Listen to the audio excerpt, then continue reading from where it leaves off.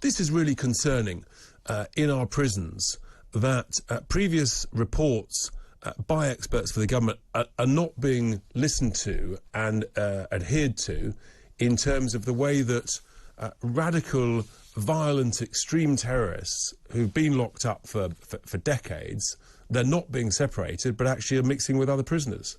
Well, I think it's a very serious problem, Richard. Islamist radicalisation within the prison system, it runs the risk of the spread of extremist beliefs, ultimately exploiting vulnerable inmates who may enter the prison system after being convicted of non-terror related offences, but then becoming hardened fundamentalists as they become radicalised in the prison system and then being released into the wider community.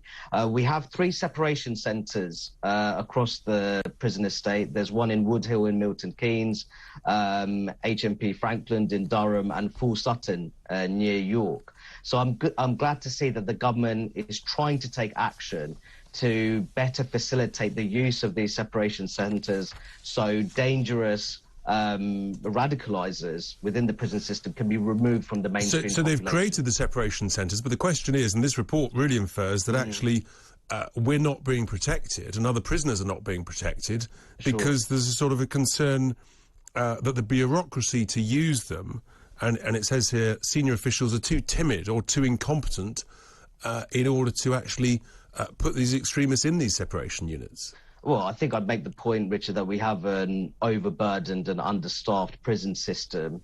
But some of the findings, we're talking about prison emirs who are essentially in control of entire prison wings, undermining the authority of prison imams, police officers essentially pleading with these de facto leaders to maintain order.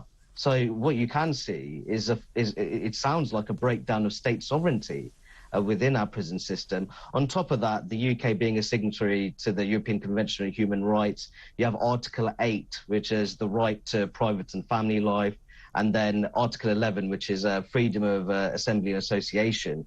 You have convicted terrorists essentially using those human rights provisions to prevent their relocation. I just find it utterly incomprehensible, and I'm quite sure the vast majority of listeners and viewers will find it incomprehensible that violent extremists and murderers have the very cheek to think that they still have human rights in the same way that the rest of us law-abiding citizens do.